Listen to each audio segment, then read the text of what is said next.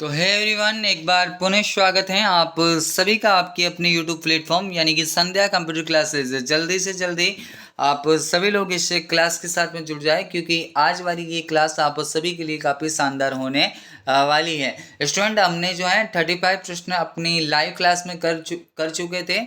और जैसा कि मैंने आपसे बोला था कि इसके जो आगे वाले प्रश्न थे, यानी कि टोटल मुझे 70 प्रश्न करवाने थे, और आपसे बोला था कि आगे वाले प्रश्न आपको ऑफलाइन वीडियो के अंदर मिलने वाले हैं। तो जितने भी स्टूडेंट लाइव के साथ में जुड़े थे उनको भी ये वीडियो देखना है, और जो स्टूडेंट पहली बार देख रहे हैं उनको आगे वाली जो लाइव है उसके 35 प्रश्न करने बहुत ज़रूरी है, क्योंकि ये प्रश्न आप सभी के लिए एग्जाम के रामबाण साबित हो सकते हैं। तो स्टूडेंट, अगर पहली बार चैनल पे विजिट किया, चैनल को सब्सक्राइब और इस वीडियो को ज़्यादा लाइक से शेयर जरूर करें। सबसे पहले क्वेश्चन की बात करते हैं कि निम्न में से कौन सा एक मोबाइल वॉलेट का एग्जाम्पल नहीं है। और आपसे बोला है कि एसबीआई बड़ी और भीम और पेटीएम, और उसके बाद में बोला है क्रेडिट कार्ड। तो स्टूडेंट याद रखना कि क्रेडिट कार्ड एक प्लास्टिक का छोटा सा कार्ड होता है जो कि बैंक के द्वारा जारी किया जाता है। तो यह आपका किसी भी प्रकार का मोबाइल वॉलेट नहीं होता है। तो इतनी सी बातें आप सभी को यहाँ से क्लियर होनी चाहिए। आगे और फिर अगर मैं बात करूँ कि ये जो एसबीआई बड़ी है, ये एसबीआई बैंक का खुद का मोबाइल वॉलेट है,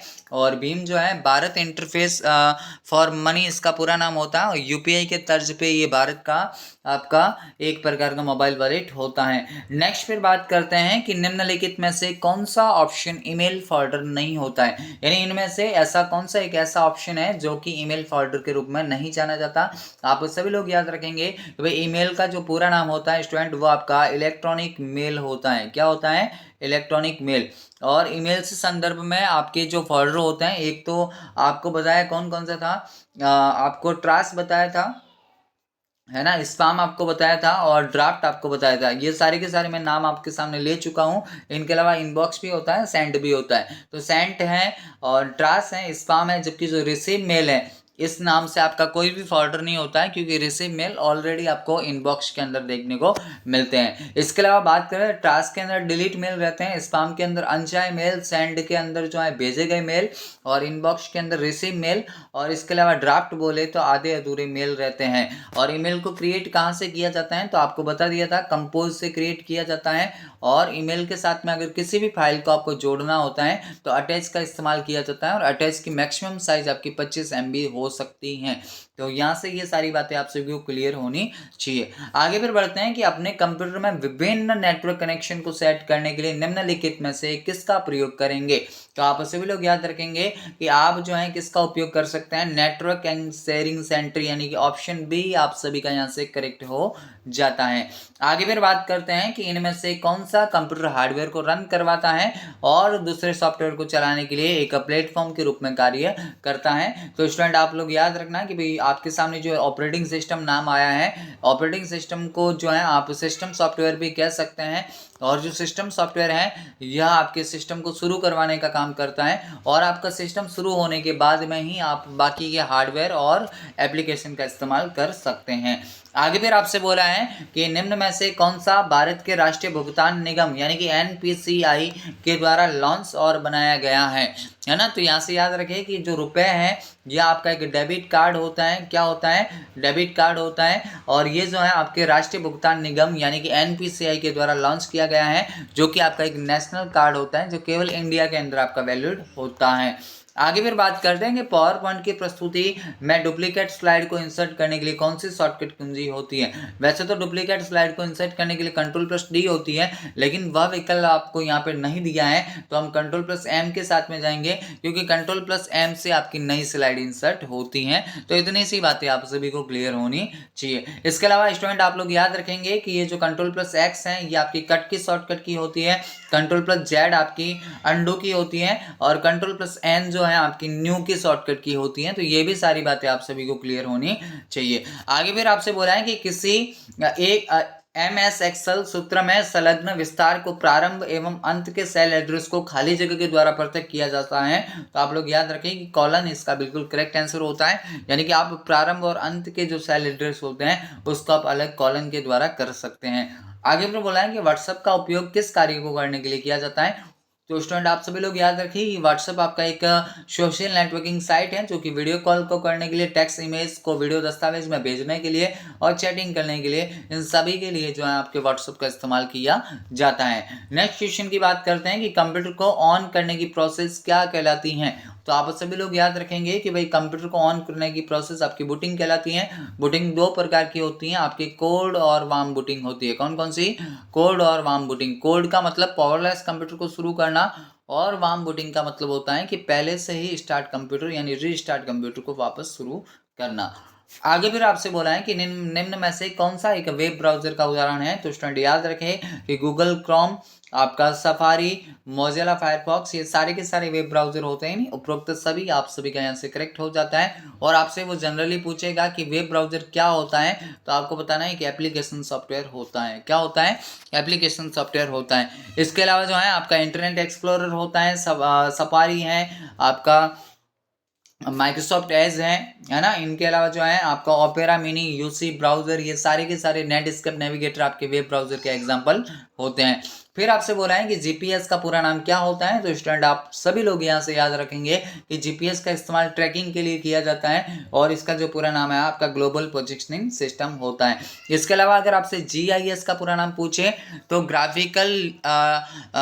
जियोग्राफिकल इंफॉर्मेशन सिस्टम, जीआईएस का पूरा नाम होता है और इस अवधारणा पे आपका गूगल मैप कार्य करता है। फिर आपसे बोला है कि डीवीडी का विस्तृत रूप क्या है। तो स्टूडेंट आप लोग याद रखें कि जो डीवीडी है वो आपकी एक प्रकार की ऑप्टिकल प्रकार की सेकेंडरी मेमोरी होती है और यहाँ से जो है डिजिटल वर्सेटाइल डिस्क और डिजिटल वीडियो डिस्क दोनों के दोनों इसके पूरे नाम होते हैं, यानी कि ऑप्शन डी आप सभी का यहाँ से करेक्ट हो जाता है। इनके अलावा स्टूडेंट याद रखेंगे कि डीवीडी आर का मतलब होता है डिजिटल वीडियो डिस्क रिकॉर्डेबल और डीवीडी आर डब्ल्यू का मतलब होता है रीराइटेबल, यानी रिकॉर्डेबल में केवल डेटा को एक बार लिखा जाता है जबकि रीराइटेबल में डेटा को बार बार लिखा जा सकता है। फिर आगे आपसे बोला है कि एमएस वर्ड में किस शॉर्टकट कुंजी का उपयोग करके फॉन्ट साइज को बढ़ाया जा सकता है। तो फॉन्ट साइज को बढ़ाने के लिए control shift plus greater than का इस्तेमाल किया जाता है। इसके अलावा आप लोग और एक शॉर्टकट की याद रखोगे कि आपको अगर वो कभी पूछे कि किसी भी फाइल को स्थायी रूप से हटाने के लिए कौन सी शॉर्टकट की का इस्तेमाल किया जाता है, तो शिफ्ट प्लस डिलीट का इस्तेमाल किया जाता है। और एक शॉर्टकट की आप सभी लोग याद रखोगे कंट्रोल शिफ्ट प्लस सी, है ना। कंट्रोल शिफ्ट प्लस सी ये आपकी जो है फॉर्मेट पेंटर की शॉर्टकट की होती है। आगे फिर बात करते हैं कि सोशल नेटवर्किंग साइट हैं, इनमें से ऐसी कौन सी साइट है जो कि सोशल नेटवर्किंग साइट कहलाती हैं। तो फेसबुक और ट्विटर दोनों की दोनों आपकी सोशल नेटवर्किंग साइट है, यानी कि ए व बी दोनों आप विकल्प आपके यहाँ से करेक्ट हो जाते हैं। आप लोग याद रखेंगे कि ट्विटर को जो है माइक्रो ब्लॉगिंग के रूप में भी जाना जाता है ना। एक ऐसी साइट जिसको आप केवल 140 कैरेक्टर तक का ही ब्लॉग उसमें लिख सकते हैं, तो ये भी सभी को यहाँ से क्लियर होना चाहिए। फिर आगे बोला है कि क्रेडिट कार्ड में कितने अंक होते हैं। तो आप सभी लोग याद रखेंगे कि 16 अंक होते हैं। क्रेडिट कार्ड बैंक के द्वारा जो है जारी किया जाता है और इसका उपयोग जो है पेमेंट को ऑनलाइन भुगतान करने के लिए होता है। और क्रेडिट कार्ड को जब भी खरीदा जाता है तो पहले तो इसमें जो भी मनी होती है उसको जो है इस्तेमाल किया जाता है और बाद में उसका भुगतान किया जाता है। तो ये सभी लोग यहाँ से याद रखेंगे। आगे फिर बात करते हैं कि खाली जगह वेब संसाधन के संदर्भ हैं जो कंप्यूटर नेटवर्क और तंत्र को पुनः प्राप्त करने के लिए इसकी स्थानों को निर्दिष्ट करता है। तो भाई आप सभी के सभी यहाँ से याद रखेंगे कि इसका करेक्ट आंसर आपका URL हो जाता है, यानी कि URL का मतलब यूनिफॉर्म रिसोर्स लोकेटर और ये किसी भी वेबसाइट का एक एड्रेस होता है, तो ये भी सभी को पता होना चाहिए। इसके अलावा वो आपसे बोलेगा कि HTTP का पूरा नाम क्या है। तो आप लोग याद रखेंगे हाइपर टेक्स्ट ट्रांसफर प्रोटोकॉल होता है और जब इसके साथ में अगर एस जुड़ जाता है तो एस का मतलब होता है सिक्योर होता है। इसके अलावा जो है आपको मॉड्यूलेटर टू डीमॉड्यूलेटर ये जो नाम दिया है ये मॉडेम का पूरा नाम होता है और मॉडेम आपके इनपुट और आउटपुट दोनों प्रकार की डिवाइस होती हैं। और डिजिटल सब्सक्राइबर लाइन आपके DSL का पूरा नाम होता है और ये एक प्रकार की कनेक्टिविटी होती है, तो ये भी सभी को पता रखना है। फिलहाल के लिए इसका करेक्ट आंसर ऑप्शन बी हो जाता है। तो जितने भी स्टूडेंट अगर सेशन को पहली बार देख रहे हैं, आप सभी से मेरी हम्बल रिक्वेस्ट है कि आप लोग जो है सेशन को लाइक शेयर जरूर करें। और आप सभी के लिए एक बेहद ही महत्वपूर्ण सूचना कि जो कल आप सभी के सामने एक मैराथन क्लास आने वाली है, जो कि आपकी एग्जाम में तबाही लाने के लिए काफ़ी हो सकती हैं। तो यहाँ से स्नैप असिस्ट का आपको उपयोग पूछा है, और आप सभी को याद रखना है कि एक स्क्रीन पर एक से अधिक विंडो को रन करवाना आपका स्नैप असिस्ट होता है। आगे फिर बात करते हैं नेक्स्ट क्वेश्चन की कि एक सर्च इंजन सूचना को खोजने के लिए किसका उपयोग करता है। सबसे पहले आप सभी को क्लियर होना चाहिए कि भाई जो आपके सर्च इंजन होते हैं वो कौन कौन से, तो आपको याद रखना है गूगल, याहू और बिंग, तीनों के तीनों आपके क्या है स्टूडेंट सर्च इंजन होते हैं। इसके अलावा अगर मैं बात करूँ वेब क्राउडिंग, इंडेक्सिंग, सर्चिंग, ये सारे के सारे जो हैं किसी भी कंटेंट को खोजते समय प्रोसेस होती है। आगे फिर आपसे बोला है कि नेटवर्क कनेक्शन डिवाइस का एक उदाहरण है। तो नेटवर्क कनेक्शन जो डिवाइस का एक उदाहरण होता है मेरे स्टूडेंट, हब होता है। कौन सा होता है? हब, है ना। यानी कि जो आपको नेटवर्क कनेक्शन देता है उसका मतलब क्या होता है? हब। और जो उससे सेवा प्राप्त करता है वो आपका सर्वर क्लाइंट का। ये जो है क्वेश्चन आपसे पूछा है, यहाँ से करेक्ट आंसर आपका हब हो जाएगा। आगे फिर बात करते हैं नेक्स्ट क्वेश्चन की URL किस बार में शो होता है। यानी कि URL का मतलब यूनिफॉर्म रिसोर्स लोकेटर, और जो आपको ये URL दिया गया है, URL जो किसी भी वेबसाइट का एक एड्रेस होता है, और इसको हमेशा किस बार में लिखा जाता है? एड्रेस बार में लिखा जाता है। आगे फिर बात करते हैं कि कीबोर्ड में फंक्शन कुंजी की संख्या कितनी होती है। तो स्टूडेंट आप सारे के सारे याद रखेंगे कि भाई कीबोर्ड के अंदर 12 फंक्शन कुंजियाँ होती हैं, F1 से F12 तक होती हैं। कितनी? F1 से F12 तक, यानी 12 यहाँ से आपका बिल्कुल करेक्ट आंसर हो जाता है। नेक्स्ट क्वेश्चन की बात करते हैं कि माउस एक युक्ति है। तो आप सभी को पता रखना है कि माउस एक हार्डवेयर का प्रकार है जो कि एक इनपुट डिवाइस है, और इनपुट में भी कौन सी आपकी पॉइंटिंग इनपुट डिवाइस होती है। इनपुट में कौन सी? Pointing input device. और माउस के अंदर आपके 3 बटन होते हैं, कौन कौन से? तो आप सभी लोग याद रखेंगे लेफ्ट, राइट और स्क्रॉल, है ना। लेफ्ट, राइट और स्क्रॉल। स्क्रॉल बटन से स्क्रॉलिंग को जो है किया जाता है, लेफ्ट बटन से किसी भी प्रोग्राम को सिलेक्ट किया जाता है और वो डबल क्लिक से ओपन होता है, और राइट क्लिक से आप किसी भी प्रोग्राम की प्रॉपर्टी को देख सकते हैं। इसके अलावा आप लोग याद रखेंगे कि माउस के अंदर एक प्रोसेस पाई जाती है जिसका नाम है ड्रैग एंड ड्रॉप, यानी माउस के द्वारा किसी भी फाइल या फोल्डर को एक स्थान से दूसरे स्थान पर ले जाने की प्रोसेस आपकी ड्रैग एंड ड्रॉप कहलाती है। आगे फिर आपसे बोला है कि MS पावर पॉइंट में निम्नलिखित में से स्लाइड शो को आगे नहीं बढ़ाया जा सकता, यानी कौन सी कुंजी का उपयोग करके। तो आपको बताएं कि जब हम एस्केप का उपयोग करेंगे तो हमारा स्लाइड शो वहां पे ही रुक जाता है, जबकि स्लाइड शो को शुरू करने के लिए F5 होती है। और अगर वर्तमान स्लाइड यानी जिस स्लाइड पे आप लोग काम कर रहे हैं अगर केवल वहां से शुरू करना है तो Shift+F5 होता है। और नई स्लाइड को जोड़ने की शॉर्टकट की Ctrl+M है। डुप्लीकेट को जोड़ने की Ctrl+D होती है।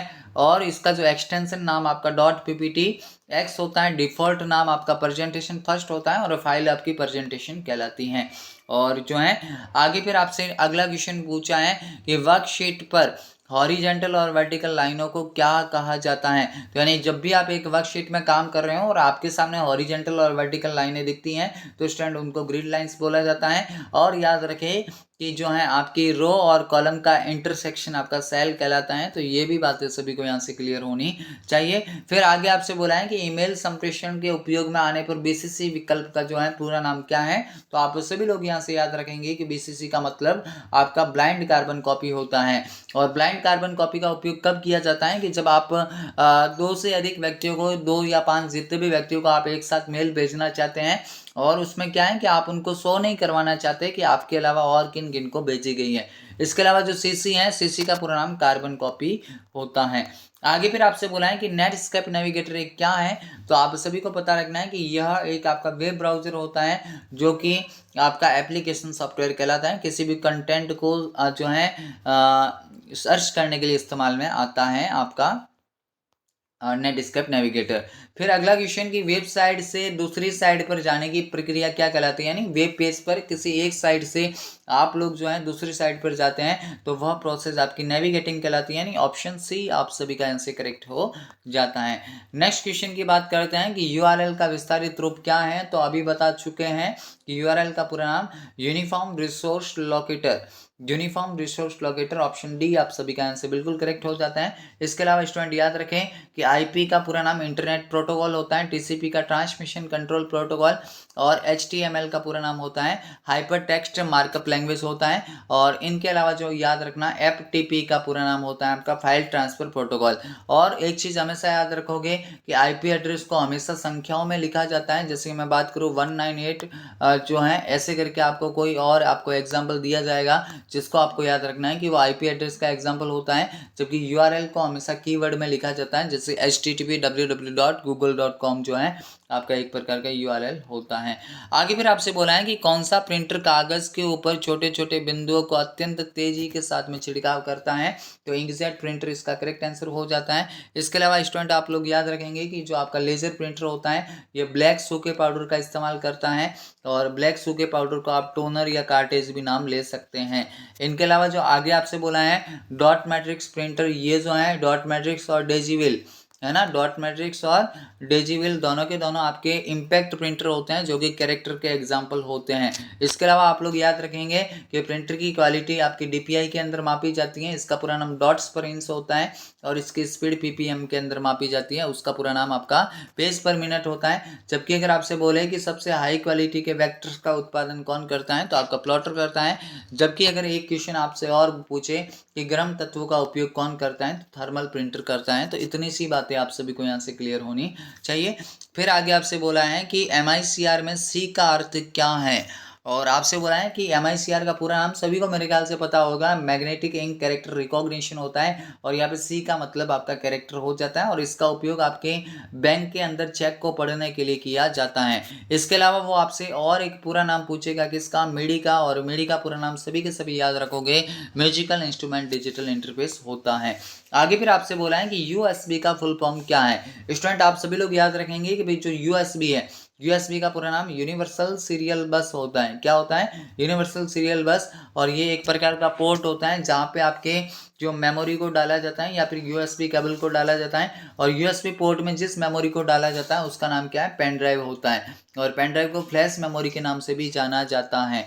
आगे फिर बात करते हैं नेक्स्ट क्वेश्चन की। आप सभी की स्क्रीन पे आ चुका है आज का क्वेश्चन नंबर जो है 32, यानी कि जो है अपन सीक्वेंस से कर रहे थे उसी हिसाब से ये क्वेश्चन आपका 32 हो जाता है कि किसी विशिष्ट कार्य को करने के लिए किसी दूसरी कुंजी के साथ संयोजन के लिए, है ना, तो आपकी कॉम्बिनेशन की यहाँ से हो जाती है। जो कॉम्बिनेशन की का एग्जांपल आपके कौन कौन से होते हैं, कंट्रोल शिफ्ट और अल्ट, है ना, कंट्रोल शिफ्ट और अल्ट, यानी इनका सिंगल किसी का कोई यूज नहीं है। इनको जब भी इस्तेमाल करोगे तो किसी न किसी की के साथ में इनको जोड़ना होगा, तो इसीलिए इनको कॉम्बिनेशन या संयोजन की के रूप में जाना जाता है। फिर आपसे बोला है कि दो प्रमुख इसमें से आउटपुट डिवाइस कौन से हैं, तो मॉनिटर और प्रिंटर आपके दो क्या हैं, आउटपुट डिवाइस है। मॉनिटर के संदर्भ में याद रखना कि मॉनिटर की जो स्क्रीन होती है उस पर आपको छोटे छोटे बिंदु दिखाई देते हैं जो कि आपकी क्या कहलाते हैं, डॉट्स होते हैं, उनको पिक्सल कहा जाता है, और दो पिक्सल के मध्य की दूरी आपकी डॉट पिच कहलाती है। और प्रिंटर आपके मॉनिटर आपके दो प्रकार के होते हैं, सीआरटी और फ्लैट पैनल, है ना, सीआरटी और फ्लैट पैनल होता है। सीआरटी का पूरा नाम कैथोड रे ट्यूब होता है, और फ्लैट पैनल का पूरा नाम आपका फ्लैट पैनल वापस आपके फर्दर दो प्रकार के होते हैं। तो स्टूडेंट आप सभी को यहाँ से ये पता रखना है। आगे फिर अपन लोग बात करते हैं कि एक कीबोर्ड पर कैपिटल अक्षरों को खाली जगह के रूप में संदर्भित किया जा सकता है ना, तो कैपिटल लेटर को जो है किसके द्वारा दिखाया जाएगा, आपका कैप्स लॉक के द्वारा, है ना। कैप्स लॉक का उपयोग करके आप बड़े अक्षरों को छोटा कर सकते हैं और छोटों को बड़ा कर सकते हैं। और आज का अंतिम क्वेश्चन कि निम्नलिखित में से कौन सा सही है, और यहाँ से आपका सही कौन सा हो जाता है स्टूडेंट, तो आप सभी लोग याद रखेंगे कि यहाँ से 1 KB बराबर 1024 बाइट्स आपको बोला है, ये आपका बिल्कुल यहाँ से करेक्ट हो जाता है। तो यही थे स्टूडेंट आज के हमारे top most 35 question. I hope आपको वीडियो काफ़ी अच्छा लगा होगा, और अगर वीडियो अच्छा लगे तो चैनल को सब्सक्राइब जरूर करें, इस वीडियो को ज़्यादा से ज़्यादा लाइक और शेयर करें, और अंत में एक प्यारी सी कमेंट जरूर दें। और मैं आपसे बोल रहा हूँ कि अब जो अंतिम समय आ चुका है, तो अब किसी भी प्रकार की कोई भी एग्जाम के लिए लापरवाही नहीं होनी चाहिए, और जो है कल की क्लास और आज के बाद जितनी भी आने वाली क्लासेस हैं उन सभी को आपको देख देखना है ताकि आप अपने एग्जाम में अच्छे परसेंटेज को सुनिश्चित कर सकें। तो आज के लिए इतना ही, मिलेंगे एक अगले सेशन के साथ, तब तक के लिए जय हिंद, वंदे मातरम, जय भारत।